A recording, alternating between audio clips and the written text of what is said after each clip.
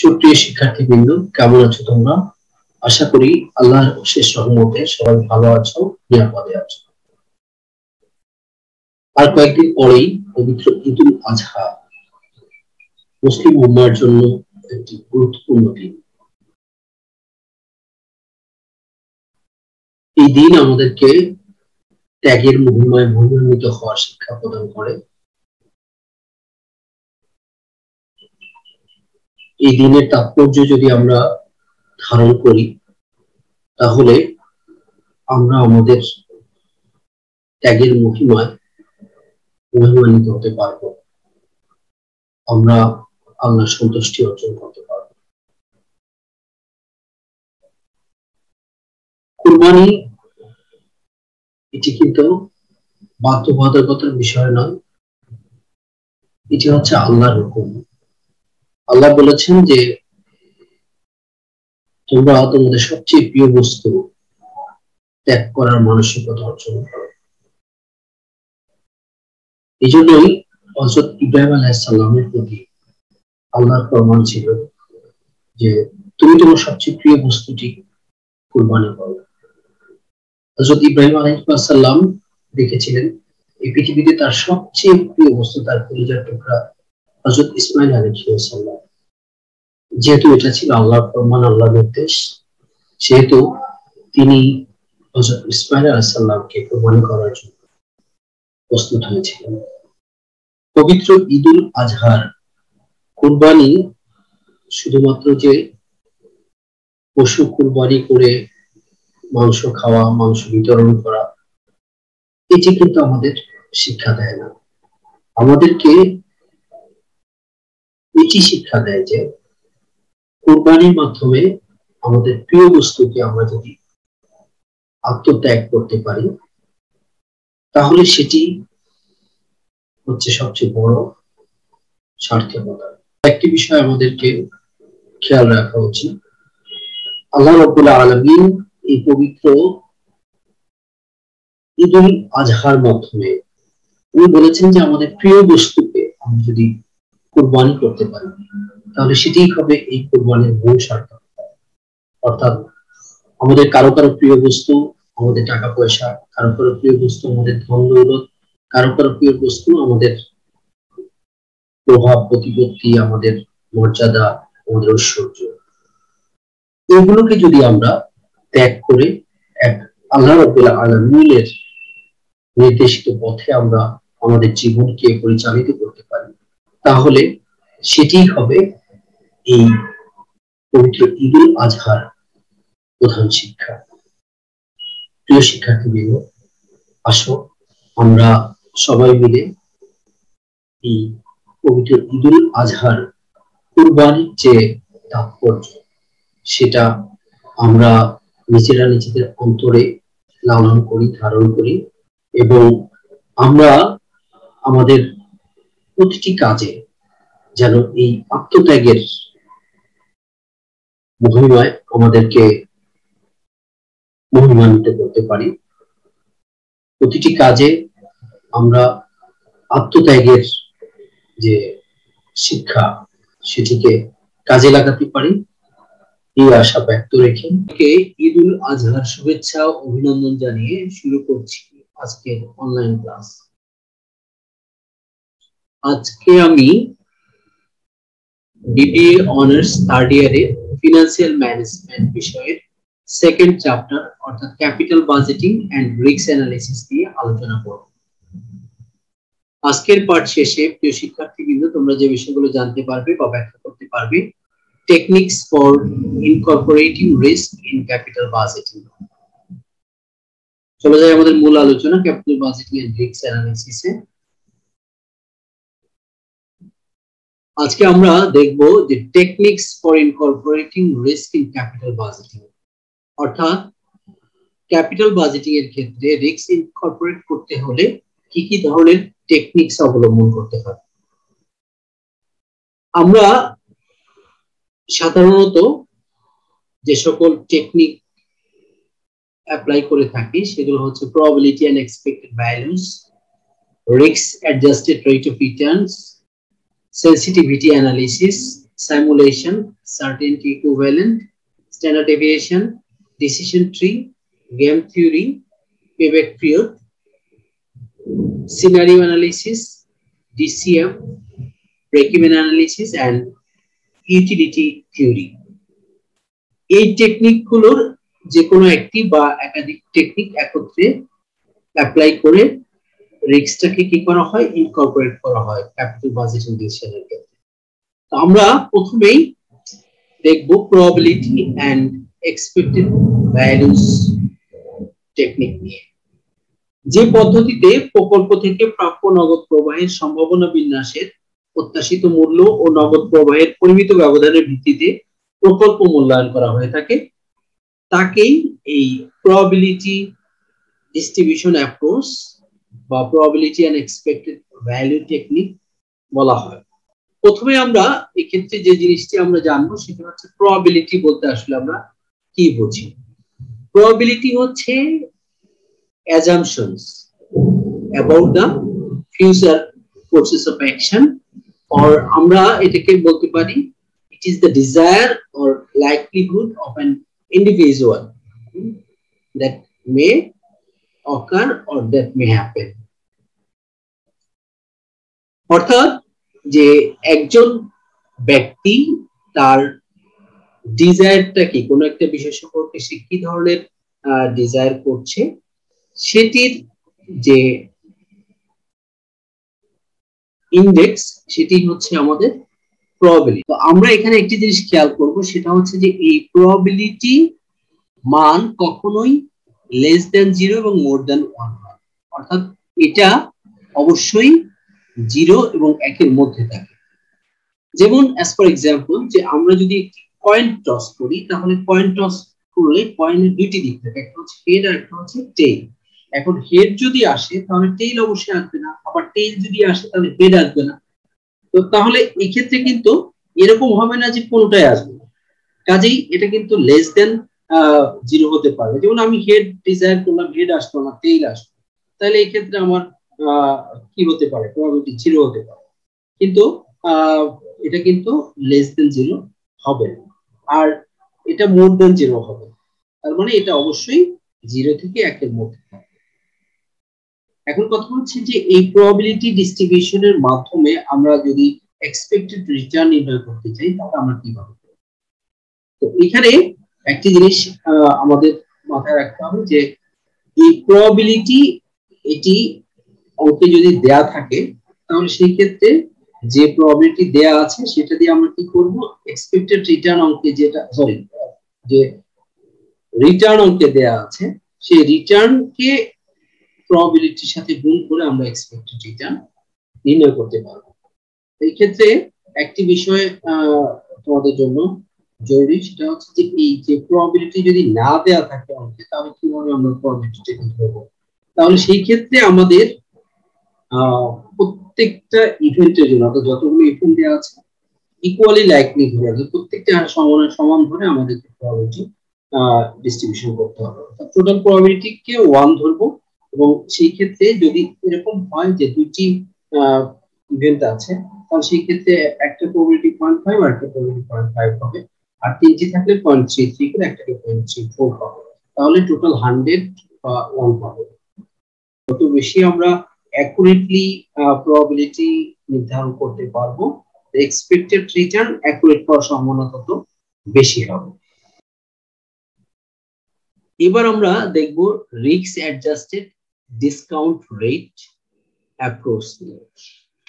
মূলধন বাজেটিং এ যে সকল ঝুঁকি মূল্যায়নের যে সকল পদ্ধতি রয়েছে তার মধ্যে এই রিস্ক অ্যাডজাস্টেড ডিসকাউন্ট রেট অ্যাপ্রোচটি হচ্ছে সবচেয়ে সহজ, সরল এবং এটা বহুল ব্যবহৃত একটি পদ্ধতি।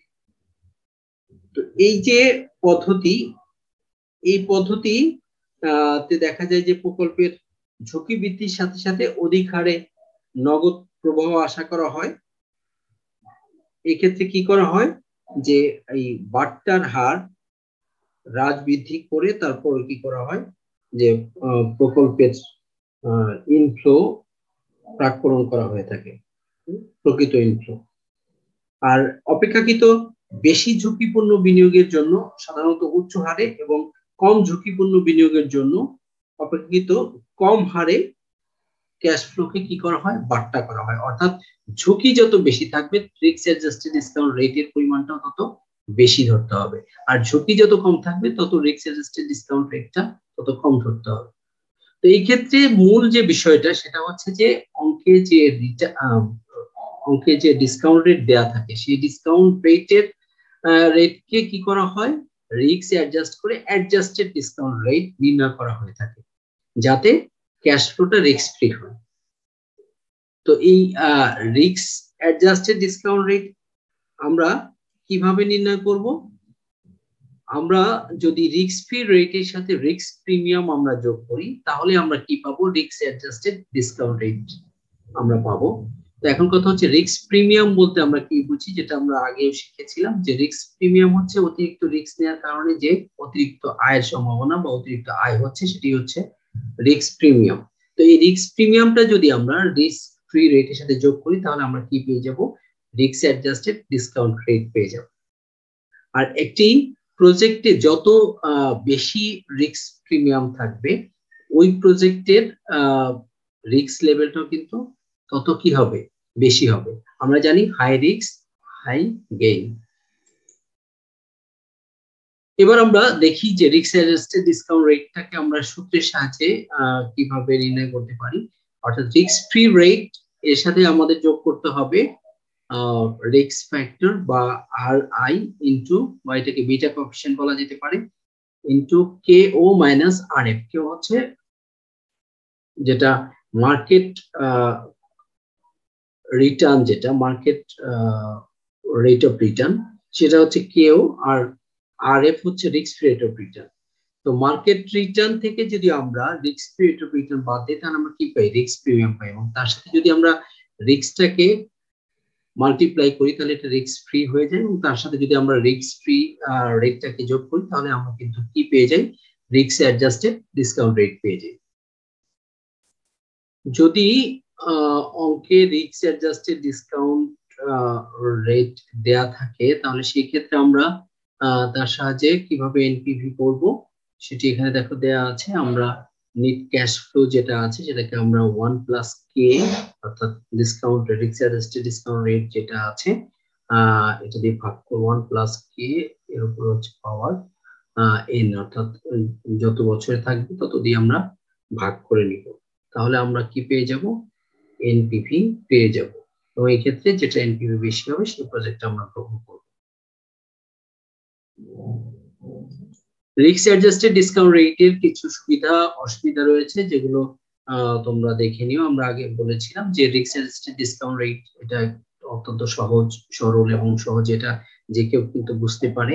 আর এই ক্ষেত্রে রিস্কটাকে কি করা যায়, সহজে মিনিমাইজ করে নেওয়া যায়, এবং যে প্রজেক্টের রিস্ক যত বেশি থাকে সেই ক্ষেত্রে তার রিস্ক অ্যাডজাস্টেড ডিসকাউন্ট রেটটাও বেশি হয়। ফলে দেখা যায় যে আমরা যদি ইনফ্লোকে রিস্ক অ্যাডজাস্টেড ডিসকাউন্ট রেট দিয়ে গুণ করে এক্সপেক্টেড রিটার্ন নির্ণয় করি তাহলে সেটা কিন্তু অ্যাকুরেট হয়। আর এর কিছু লিমিটেশনও আছে, এগুলো আমরা দেখে নিব সবাই। এবার আমরা আলোচনা করব সেনসিটিভিটি অ্যানালিসিস নিয়ে। Sensitivity analysis is the way of analyzing change in the project NPV or IRR for a given change in one of the variable. অর্থাৎ কোন একটা ভেরিয়েবলের পরিবর্তনের ফলে এনপিভি যে পরিবর্তন হচ্ছে সেটি হচ্ছে সেনসিটিভিটি অ্যানালিসিস। অর্থাৎ একটি ভেরিয়েবলের যদি পরিবর্তন হয় স্বাভাবিক কারণে কি হবে, এটা এনপিভির উপরে ইম্প্যাক্ট করবে। যেমন as for example যে যদি কারো করোনা ভাইরাস হয়, এখন করোনা ভাইরাসের ক্ষেত্রে কিন্তু প্রথমেই কি করা হয় না, হায়ার অ্যান্টিবায়োটিক অথবা এর জন্য কোনো কিন্তু ওষুধ কিন্তু নাই। সুতরাং এটা কিন্তু ডাক্তাররা কি করে, এক্সপেরিমেন্টের ভিত্তিতে তাদের ওষুধের পরিমাণটা তারা বাড়াতে থাকে। তো প্রথমে ধরো প্যারাসিটামল দেওয়া হলো, তো প্যারাসিটামল দিয়ে তারপরে দেখে যে আসলে তার শারীরিক অবস্থার কি পরিবর্তন হলো, সে কতটুকু সেনসিটিভ, তার আর কি ধরনের ইম্প্যাক্ট এই প্যারাসিটামলের আছে। তারপরে ধরো আরেকটা ওষুধ দেওয়া হলো, সেই ক্ষেত্রে তার ইম্প্যাক্ট কিরকম পড়ছে। এভাবে কি করা হয়, এভাবে এক্সপেরিমেন্টের উপর ভিত্তি করে কিন্তু এই করোনা ভাইরাসের চিকিৎসা করা হয়। ঠিক এই যে করোনা ভাইরাসের চিকিৎসার যে পদ্ধতি, এটি হচ্ছে সেনসিটিভিটি অ্যানালিসিস। এখানে কি হয়, এক বা একাধিক ভেরিয়েবলের পরিবর্তনের দ্বারা এনপিভির উপর কি পরিবর্তন আসতে পারে এটা দেখে তারপর কি করা হয়, একটি প্রজেক্ট সিলেকশনের ডিসিশন নেওয়া হয়। আর কোনো ভেরিয়েবলের চেঞ্জটা যত বেশি ক্রিটিক্যাল হবে, আর সেই ক্ষেত্রে কিন্তু এনপিভিটাও তত বেশি কি হবে, সেনসিটিভ হবে। এই সেনসিটিভিটি অ্যানালিসিস যদি আমরা করতে চাই তাহলে এখানে তিনটি স্টেপ অনুসরণ করতে হয়। একটা হলো যে প্রথমে কি করতে হয়, যে identification of all those variables which have an influence on the project NPV, অর্থাৎ যে সকল ভেরিয়েবল গুলো প্রজেক্ট এনপিভির উপর প্রভাব বিস্তার করতে পারে সেগুলোকে ফার্স্টে কি করা, আইডেন্টিফাই করা। যেমন ডাক্তার একজন রোগীকে কি করেন, আগে ডায়াগনোসিস করেন যে তার কি কি ধরনের প্রবলেম, বিভিন্ন ধরনের টেস্ট দিয়ে থাকেন, সেগুলো প্রথমে করা। Then definition of underlying qualitative relationship between the variables, এই ভেরিয়েবল গুলোর মধ্যে যে একটা সাথে যে কি ধরনের সম্পর্ক রয়েছে সেটা কিন্তু দেখা হয়। দেন analysis of the impact of the change in each of the variable of the project. Then কি করা হয়, যে এই যে প্রত্যেকটা ভেরিয়েবলের চেঞ্জের দ্বারা এনপিভির উপর কি পরিবর্তন হচ্ছে সেটা অ্যানালিসিস করা হয়ে থাকে। তাহলে এই তিনটি স্টেপ ফলো করে সেনসিটিভিটি অ্যানালিসিস করা হয়। এর কিছু সুবিধা অসুবিধা আছে যেগুলো আমরা বাসায় দেখে নিব, তোমরা ভালো করে এখান থেকে শিখে নিবে। আমরা নেক্সট যদি কোনো কিছু না বুঝো পরবর্তীতে আমরা এর উপর আলোচনা করব। এবার আমরা সাইমুলেশন নিয়ে আলোচনা করব।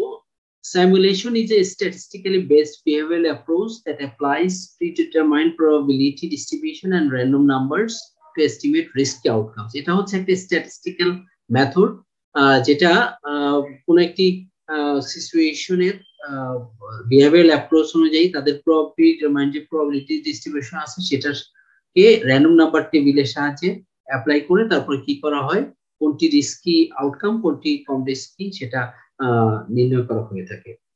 আর বিনিয়োগের ক্ষেত্রে ঝুঁকি বিবেচনায় আমরা সাধারণত এই সিমুলেশন পদ্ধতিটি ব্যবহার করতে পারি। আর এর দ্বারা আমরা কি করি, এনপিভি, আইআরআর, টিআই এবং এক্সপেক্টেড ভ্যালু আমরা অনুমান করতে পারি। এই পদ্ধতিতে প্রাসঙ্গিক বিন্যাস থেকে একটি মূল্য স্থির করা হয়। ঠিক একইভাবে অন্য আরেকটি প্রাসঙ্গিক বিন্যাস থেকে কি করা হয়, আরেকটি মূল্য স্থির করা হয় এবং এদেরকে সংযুক্ত করার মাধ্যমে কি করা হয়, কম্পিউটারাইজড পদ্ধতিতে রিস্ক ক্যালকুলেট করা হয়। অর্থাৎ কোন প্রজেক্ট বেশি রিস্কি কোন প্রজেক্ট কম রিস্কি সেটা নির্ণয় করা হয়। সাইমুলেশনের কতগুলো পদক্ষেপ রয়েছে, অর্থাৎ আমরা যদি কোনো কিছুকে সাইমুলেট করতে চাই, এই পদ্ধতিতে যদি প্রজেক্ট সিলেক্ট করতে চাই বা আমরা রিস্ক ক্যালকুলেট করতে চাই, দেন ফার্স্টলি আমাদের কি করতে হবে, ডিফাইন দ্য প্রবলেম প্রিসাইজলি, সঠিকভাবে আমাদেরকে প্রবলেম ডিফাইন করতে হবে। Then introduce the variables associated with the problems, কি কি ভেরিয়েবলস আছে সেটা আমাদেরকে নির্ণয় করতে হবে। কনস্ট্রাক্ট এ নিউমেরিক্যাল মডেল, একটা নিউমেরিক্যাল মডেল তৈরি করতে হবে।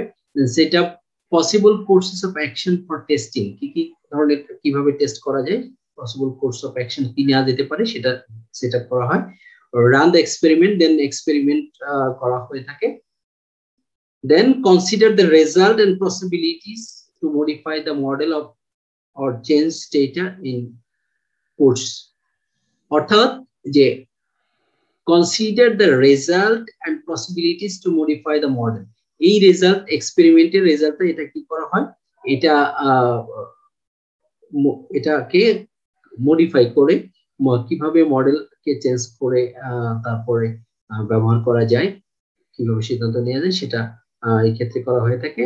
Finally decide what courses of action to take, finally decide করা হয় যে এর ভিত্তিতে কিভাবে ডিসিশন গ্রহণ করা যেতে পারে। এবার আমরা দেখব সার্টেনটি ইকুইভ্যালেন্ট। মূলধন বাজেটিং এ ঝুঁকি বিবেচনার একটি অত্যন্ত গুরুত্বপূর্ণ পদ্ধতি হচ্ছে এই সার্টেনটি ইকুইভ্যালেন্ট ফ্যাক্টর বা ইকুইভ্যালেন্ট অ্যাপ্রোচ। এটাকে সংক্ষেপে সিই মেথড বা অ্যাপ্রোচ বলা হয়ে থাকে। এই পদ্ধতিতে ভবিষ্যতে প্রাপ্য যে ক্যাশ ইনফ্লো আছে সেটিকে একটি ঝুঁকি সমন্বয় ফ্যাক্টর দ্বারা গুণ করে এটাকে কি করা হয়, ঝুঁকিহীন ক্যাশ ফ্লোতে রূপান্তর করে দেখানো হয়। তাহলে এই সার্টেনটি ইকুইভ্যালেন্ট ফ্যাক্টর হচ্ছে এমন একটি পদ্ধতি, যে পদ্ধতিতে কি করা হয়, যে ভবিষ্যতে যে ইনফ্লো গুলো পাওয়া যাবে সেই ইনফ্লো গুলোকে ঝুঁকি সমন্বিত যে ফ্যাক্টর, সেই ফ্যাক্টর দিয়ে গুণ করে এটাকে রিস্ক ফ্রি ক্যাশ ফ্লোতে রূপান্তর করে দেখানো হয়। আর এটি আরএডি অর্থাৎ রিস্ক অ্যাডজাস্টেড ডিসকাউন্ট রেট অ্যাপ্রোচের এটা জাস্ট বিপরীত। কারণ রিস্ক অ্যাডজাস্টেড ডিসকাউন্ট রেটটাকে কি করা হয়, অ্যাডজাস্ট করা হয়। আর এই ক্ষেত্রে যেটা করা হয় সেটা সরাসরি ক্যাশ ইনফ্লো যেটা আছে সেটাকে গুণ করে এটাকে রিস্ক ফ্রি করা হয়। অ্যাজ ফর এক্সাম্পল, যেমন ধরো একজন ইনভেস্টর সে মনে করলো যে আসলে তার 1 বছর পরে সে 60,000 টাকা রিটার্ন পাবে, কিন্তু অ্যাকচুয়ালি দেখা গেল যে সেখানে সে 60,000 টাকা রিটার্ন পাবে না, সেখানে তার সার্টেনটি ইকুইভ্যালেন্ট ফ্যাক্টর দেয়া ছিল, সেটা দিয়ে গুণ করে দেখা গেল যে সে আসলে অ্যাকচুয়ালি 40,000 টাকা সেখান থেকে সে রিটার্ন পাবে। তাহলে এই রিটার্নটা কিন্তু প্রকৃত রিটার্ন। এইভাবে কি করা হয়, যে অ্যাকচুয়াল রিটার্ন নির্ণয় করা হয়ে থাকে।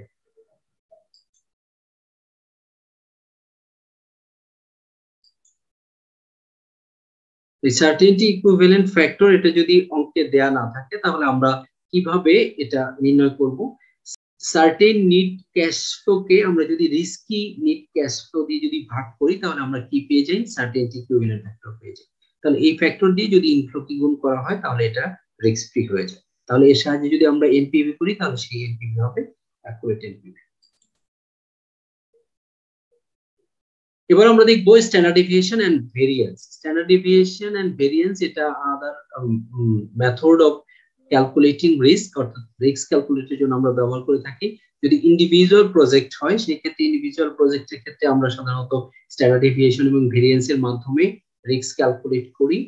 আর যদি একাধিক প্রজেক্ট হয় সেই ক্ষেত্রে সেই প্রজেক্টে যদি আউটকামস বা আউটফ্লো যেটা সেটা যদি ডিফারেন্ট হয় তাহলে সেই ক্ষেত্রে কিন্তু আমরা স্ট্যান্ডার্ড ডেভিয়েশন বা ভেরিয়েন্স ব্যবহার না করে আমরা কোএফিশিয়েন্ট অফ ভেরিয়েশন অর্থাৎ সিভি নির্ণয় করে থাকি। এই ক্ষেত্রে যত বেশি স্ট্যান্ডার্ড ডেভিয়েশন বা ভেরিয়েন্স পাওয়া যাবে তত বেশি রিস্ক আছে সেটা বোঝা যাবে, আর যত কম স্ট্যান্ডার্ড ডেভিয়েশন বা ভেরিয়েন্স পাওয়া যাবে তত কম রিস্কি সেটা বোঝা যাবে। আর স্ট্যান্ডার্ড ডেভিয়েশনকে আমরা যদি স্কয়ার করি তাহলে আমরা কি পাই, আমরা ভেরিয়েন্স পাই। এবার আমরা ডিসিশন ট্রি নিয়ে আলোচনা করব। ডিসিশন ট্রি বলতে আসলে আমরা কি বুঝি? ডিসিশন ট্রি এটা কিন্তু সিদ্ধান্ত গ্রহণের একটা প্রক্রিয়া। ক্যাপিটাল বাজেটিং এর ক্ষেত্রে আমরা যদি রিস্কটাকে ইনকর্পোরেট করে আমরা একটি প্রজেক্ট সিলেক্ট করতে চাই সেই ক্ষেত্রে এই ডিসিশন ট্রি অ্যাপ্রোচটা অত্যন্ত গুরুত্বপূর্ণ একটি টেকনিক হিসেবে এটা ব্যবহৃত হয়ে থাকে। এর অন্যতম বৈশিষ্ট্য হচ্ছে যে সম্ভাব্য সকল ধরনের ফলাফল সম্ভাবনা বিবেচনায় আনা হয়। এখানে প্রকল্প থেকে প্রাপ্য যে ক্যাশ ইনফ্লো সেটাকে ধারাবাহিকভাবে শাখা প্রশাখায় যুক্ত বৃক্ষের আকারে উপস্থাপন করা হয়। সেজন্য এই পদ্ধতিকে সিদ্ধান্ত বৃক্ষ বা ডিসিশন ট্রি অ্যাপ্রোচ বলা হয়ে থাকে। আর এই সিদ্ধান্ত বৃক্ষ বর্তমান সিদ্ধান্ত সমূহ, ভবিষ্যৎ ঘটনাবলী, ভবিষ্যৎ সিদ্ধান্ত সমূহ, তাদের ফলাফল এটা বৃক্ষের আকারে লেখচিত্রের মাধ্যমে উপস্থাপন করে, যে কারণে সহজে কি করা যায়, এখান থেকে কিন্তু আমরা ইনফ্লো এবং আউটফ্লো গুলো আমরা সহজে বুঝে নিতে পারি, অর্থাৎ এটা বোধগম্য হয় সবার কাছে। ডিসিশন ট্রি করতে গেলে কতগুলো স্টেপ অনুসরণ করতে হয়। যে আমরা প্রথমে কি করি, আমরা আউটকামস বা আউটলে গুলো দেখাই, তারপর আমরা ফার্স্ট ইয়ারের যে ইনফ্লো আছে সেটাকে দেখাই, তারপর আমাদের যে ফার্স্ট ইয়ারের যে প্রবাবিলিটি দেওয়া থাকে সেটাকে আমরা দেখাই, বা সার্টেনটি ইকুইভ্যালেন্ট ফ্যাক্টর দেওয়া থাকে সেটাকে দেখাই। এরপরে সেকেন্ড ইয়ারের ইনফ্লো, সেকেন্ড ইয়ার প্রবাবিলিটি, এভাবে দেখি আমরা কি করি, আমরা একটি ডিসিশন ট্রি তৈরি করি। আমরা একটি উদাহরণ যদি দেখি তাহলে ডিসিশনটি ক্লিয়ার হবে। এটা হচ্ছে আমার এখানে আমার আউটফ্লো দেওয়া থাকবে, তারপরে এগুলোতে প্রবাবিলিটি দেওয়া আছে, তারপরে ফার্স্ট ইয়ারের আউটকাম দেওয়া থাকবে, আবার প্রবাবিলিটি, আবার সেকেন্ড ইয়ার আউটকাম, এভাবে একটা ট্রি আকারে ডিসিশনটিকে দেখানো হয়। এবার আমরা গেম থিওরি নিয়ে আলোচনা করব। এই গেম থিওরিটা ডেভেলপ করেন professor John von Neumann and Oscar Morgenstern 1928 সালে এই গেম থিওরিটা ডেভেলপ করেন ওনারা দুইজন। তো এই গেম থিওরি এটা ডিসিশন মেকিং এর ক্ষেত্রে অত্যন্ত গুরুত্বপূর্ণ ভূমিকা পালন করে থাকে। এই গেম থিওরির মাধ্যমে যেটা করা হয় সেটি হচ্ছে যে নিজের ডিজায়ার বা ইচ্ছার সাথে অন্য একজনের যে ডিজায়ার বা অন্য একজন কি পার্সপেক্টিভে কিভাবে ডিসিশন নিচ্ছে সেটার সাথে কম্পেয়ার করে বেস্ট ডিসিশন নেওয়ার চেষ্টা করা হয়ে থাকে। যেমন দাবা খেলায় যে একজন দাবাড়ু সে তার কিন্তু মাথায় একটা চিন্তা থাকে যে সে কোন গুটিতে নিজে চালবে এবং তাকে কিন্তু একটা জিনিস সার্ভিসে মাথায় রাখতে হয় যে অপোনেন্ট প্রতিপক্ষ সে কোন চালটা দিবে, কোন চালটা সে দিলে তার কোন চালটা দেয়া উচিত হবে। অর্থাৎ এই যে মানে কাউন্টার স্ট্র্যাটেজিকে মাথায় রেখে তারপরে নিজের স্ট্র্যাটেজি ঠিক করা, সেটি হচ্ছে আসলে গেম থিওরি। অর্থাৎ অন্যের স্ট্র্যাটেজি কি নিচ্ছে বা কি নিতে পারে সেটাকে মাথায় রেখে নিজে কি করা, স্ট্র্যাটেজি ডেভেলপ করা, যাতে কি করা যায় ওইখানে উইন করা যায়। তো এই গেম থিওরি কতগুলো ধরন আছে, যেমন এটা 2 গেম হতে পারে যখন দুইজনের মধ্যে গেমটা হয়, প্লেয়ার যখন দুইজন থাকে। জিরো সাম গেম হতে পারে, একজন যদি প্রফিট করে, যতটুকু প্রফিট করলো অন্যজন ততটুকুই লস করবে, তাহলে সেটা জিরো সাম গেম হবে। Non zero sum game, non zero sum game হচ্ছে যদি একজনের গেইনের সাথে আরেকজনের লস যদি সমান না হয় তাহলে সেটা নন জিরো সাম গেম হবে। পিওর স্ট্র্যাটেজি গেম, এই গেম হচ্ছে যে একজন ব্যক্তি আরেকজন ব্যক্তির যে স্ট্র্যাটেজি নিচ্ছে সে অনুযায়ী তার বেস্ট স্ট্র্যাটেজি সে গ্রহণ করবে। মিক্স স্ট্র্যাটেজি গেম অর্থাৎ ডিফারেন্ট স্ট্র্যাটেজি এই ক্ষেত্রে অ্যাপ্লাই করা হয়ে থাকে গেমের ক্ষেত্রে। আমরা যদি একটি উদাহরণ দেখি, পে অফ ম্যাট্রিক্স দেখি এই গেম থিওরি, তাহলে বিষয়টি আরো মনে হয় আমরা ক্লিয়ার হতে পারি। সেটি হচ্ছে যে দেখো এখানে একদিকে প্লেয়ার এক্স আর একদিকে প্লেয়ার ওয়াই দেখানো আছে, এবং এদের এখানে বলা হয়েছে যে in this payoff matrix positive payoff is gain to maximize the player x and loss to minimize the player y। অর্থাৎ যদি প্লেয়ার এক্স তার স্ট্র্যাটেজি গেইন করে তাহলে যতটুকু গেইন করলো ওয়াই কিন্তু ততটুকু কি হবে, লুজার হবে, ততটুকু তার লস হবে। তো এখানে এই চিত্রের মাধ্যমে আমরা যেটি দেখি যে if x uses strategy x1, x যদি প্লেয়ার এক্স যদি x1 স্ট্র্যাটেজি গ্রহণ করে, ওয়াই চুজেস স্ট্র্যাটেজি y1, দেন যদি এক্স গেইন করে 32 তাহলে ওয়াই লস করবে 32। অর্থাৎ আমরা এই পি অফ ম্যাট্রিক্স থেকে আমরা এটা দেখতে পাই যে একজন প্লেয়ার যতটুকু লাভ করবে আরেকজন প্লেয়ার ঠিক ততটুকুই কি হবে, লস করবে। এবার আমরা পেব্যাক টেকনিক দেখব, পেব্যাকের মাধ্যমে আমরা কিভাবে ক্যাপিটাল বাজেটিং করব। এই ক্ষেত্রে সাধারণত যেটা করা হয় যে প্রজেক্টের পেব্যাক কম হয় সেই প্রজেক্টটি গ্রহণ করা হয়, আর যে প্রজেক্টের পেব্যাক বেশি হয় সেটি রিজেক্ট করা হয়। আর ওকে যদি দেখা যায় যে ডিসকাউন্ট ফ্যাক্টর দেওয়া থাকে তাহলে ডিসকাউন্টেড পেব্যাক করা হয়, অর্থাৎ ক্যাশ ইনফ্লোকে এটা ডিসকাউন্টেড করে অর্থাৎ রিস্ক ফ্রি করে তারপর সেটা সাহায্যে পেব্যাক নির্ণয় করা হয়, এবং যে ক্ষেত্রে পেব্যাক কম হবে সেই প্রজেক্টে গ্রহণ করা হবে। সিনারিও অ্যানালিসিস, সিনারিও অ্যানালিসিস বলতে আমরা যেটাকে বুঝি যে একটি অবস্থার পরিপ্রেক্ষিতে যখন কোনো সিদ্ধান্ত গ্রহণ করা হয়। আমরা জানি যে যখন কোনো ভেরিয়েবলের চেঞ্জ হয় তখন এটার ইম্প্যাক্টটা কি পড়ে, এনপিভির উপর পড়ে। এই যে বিভিন্ন সিচুয়েশনে বিভিন্ন ধরনের এনপিভি হতে পারে, এটা যখন অ্যানালিসিস করে তারপর রিস্ক ডিটারমাইন করা হয়। ধরো একটি ব্যবসায় কখনো খুব ভালো অবস্থান থাকে, কখনো মন্দ অবস্থায়, কখনো স্বাভাবিক অবস্থা থাকে, কোন অবস্থায় কি ধরনের রিটার্ন আসবে সেটা যদি আমরা বিবেচনা করি তাহলে সেই ক্ষেত্রে কিন্তু আমরা এই সিনারিও অ্যানালিসিস এর মাধ্যমে আমরা ক্যাপিটাল বাজেটিং করব। এই ক্ষেত্রে সিনারিটি এর ধরনের হতে পারে যেমন পেসিমিস্টিক, অপটিমিস্টিক, এক্সপেক্টেড এরকম হতে পারে, অথবা বুম, রিসেশন, নরমাল এরকম। DCF break-even analysis. DCF break-even analysis is another technique of risk incorporating in capital budgeting. এটি কিন্তু অ্যাকাউন্টিং ব্রেক ইভেন পয়েন্টের মতো না। কারণ অ্যাকাউন্টিং ব্রেক ইভেন পয়েন্ট এটা কিভাবে এস্টিমেট করা হয়, ফিক্সড কস্টকে সিএম রেশিও দ্বারা ভাগ করে তারপর আমরা কি করি, আমরা অ্যাকাউন্টিং ব্রেক ইভেন পয়েন্ট নির্ণয় করি।